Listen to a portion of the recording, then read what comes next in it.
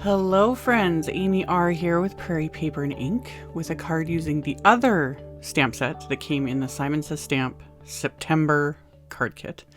This is the Sunshine Flowers stamp set, and this set is available on its own. I'll have the links like always. So I had actually started filming and was experimenting with some no-line coloring with this image and absolutely hated it. And even though I tell everyone, I'm like, power through, come back to it with fresh eyes. Sometimes that works, and other times it's like, you know what? If you're getting like frustrated and not enjoying the process, either do a different technique or do something else, you know. So that's what I did. I was like, no. So I actually just flipped over the piece of watercolor paper. You'll see it later, my half whatever attempt earlier. But anyway. I'm using the Fabriano Artistico Extra White Cold Press watercolor paper. Another note about that. I mentioned in the last video I used this watercolor paper and I was like, it's not worth the price. I was comparing it to Arches and I wasn't comparing it to price per sheet. Yeah, it's not that much more expensive than Arches.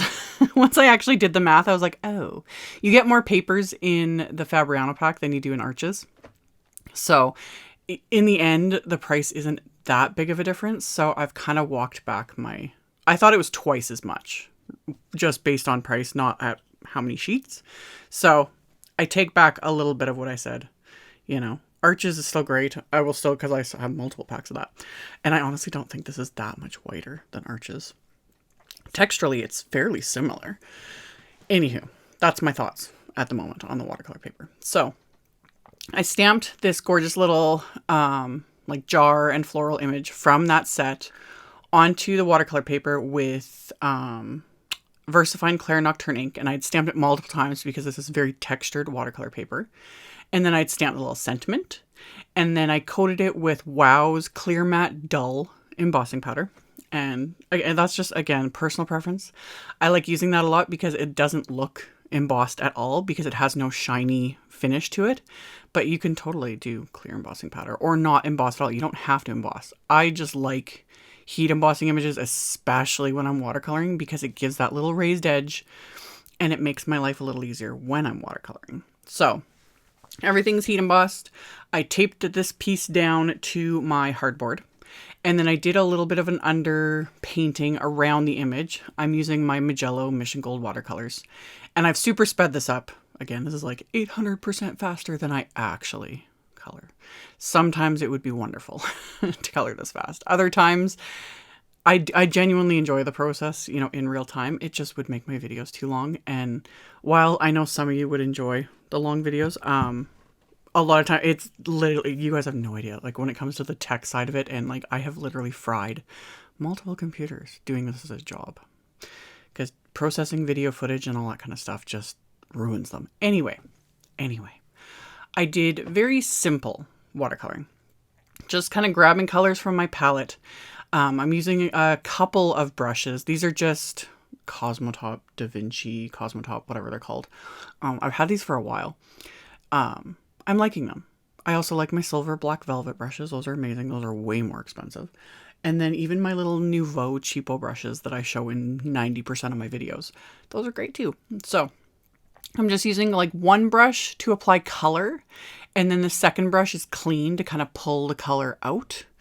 And keeping it simple and working in layers. That's the biggest thing too with, you know, the more you experiment with watercolor, the more you practice with it, that's where the beauty of it is, in my opinion, is those layers. Because like the first layer is okay. You know, you got your color down, it's great, you know. But it's when you start going in and adding more layers and mixing colors and doing those things that, you know, everything starts to deepen, everything starts to look more interesting, you know, that sort of thing. And technically you can do like many, many layers. I generally only do 2, sometimes 3, depending on what I'm working on. Because again, I get impatient. But yeah, some of this I've done 2, like the leaves, I've done 2 layers on. So you can see how much deeper and more, you know, vibrant they're looking. Because I kind of mixed some blues with one of the greens for the leaves on the left. And then the ones on the right, I just mixed a more like kind of evergreen sort of color. And did that. And then I like skipped around and started doing like the shading, a little, you know, adding a little bit of some black that I'd heavily mixed with water just to water it down, that sort of a thing. And I'm just kind of going back and forth around the image. The nice thing too about having things heat embossed is it's not like no line where you need to keep areas separate. You know, you want to keep them dry. That's also why I quit doing that with this image previously before I made this video, because I was just getting frustrated. Again, it's impatience.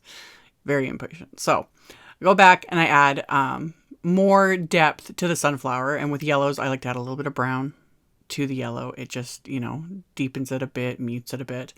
And you can see it just gives it that a bit more life, a bit more color. And then the same thing with these little peonies. I think I ended up actually adding, again, a little bit of brown to the red just to give it a bit more depth. So I just kept going around, painting all those things. Gonna paint my little label, and then like usually you could just leave it as is. I'm gonna add a ton of splatter. I know some people freak out when they do that. They're like, it was fine, you ruined it with splatter. I love the splatter. Like, just, I don't know what it is. Not only the shimmer splatter, but just splatter in general. I don't know. I really enjoy the look it gives to things. So if you don't like that, especially with like larger images like this or whatever, don't add it. But I'm gonna add the splatter. So my first like layer is just white gouache that's in a palette that I have. I'm sure there's like still perfect pearl powder mixed in with that, so it's a little bit shimmery, but not really. But then I'm still gonna add like perfect pearl powder. I just stick it right on my hardboard there, swirl that up with water and splatter that everywhere. And off camera, I did actually splatter a little bit of like sort of the bluey color that was in my palette that was also heavily watered down. I just like splattered the heck out of this because it just, oh. And then when you let it dry, fully dry, don't want to smear it, I've got this shimmery, splattery fabulousness that just makes me happy. So once this is completely dry, I took all the painter's tape off, and then I'm going to die cut this with one of Simon's basic rectangle wafer dies. This is one of those images where it's basic, like it is your like focus of the card. It's going to take up the card. So I used a slightly smaller wafer die because I still wanted to use some of the pattern paper from the kit. So I die cut this, and then I'm going to die cut one of the pattern papers that came in the kit. And I'm also going to die cut a piece of vellum with other rectangle wafer dies. And then I pulled out a card base. This is Simon's heavyweight smooth white cardstock, top folding A2 size cards, so 4 1/4 by 5 1/2. And I put that in my MISTI, and I'm going to mask off right where the score line is of the fold, because I'm going to stamp this big flower cluster that's in the Sunshine Flowers stamp set. I love this image too. It was kind of like, I was like, do I want to use that one, or did I want to use the one with the jar one for the card front? But then I was like, ooh, I can put the flower cluster on the inside of the card. So that's what I did. I inked up the stamp with Simon's Rosy Cheeks ink, just a nice light pink.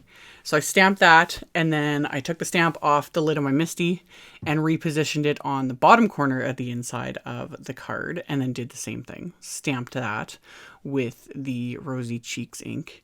And then I pulled out a little like label sentiment from that same set. I'm going to center that on the inside of the card. And yes, my like crazy messy bun gets in camera way too often. I need to like build a little buffer or something around my camera lens so that, you know, my hair isn't constantly getting in the way, but whatever. Just is what it is, you know? Anywho, pulled out that sentiment, and I'm going to ink that up with the same VersaFine Clair Nocturne ink and stamp that onto the inside of the card. So once I've got that stamped, I can take this out of my MISTI, remove the Post-it tape masking piece, and then I can start layering together my pieces for the card front. So I've got my pattern paper, which is A2 sized, my piece of vellum that is going to mat the main image, and the vellum to adhere it, I'm just going to use Simon's Dot Runner. And there you can see the back of that watercolor paper with my, you know, the beginnings of what was going to be no line. Sometimes I'll set those things aside and I'll come back to them later, you know, when I'm in a better mood or whatever. But with this, I was just like, no, I'm not going to work on it later. I wasn't feeling it. It wasn't working for me. So yeah, I flipped it over and just reused the other side, because why not?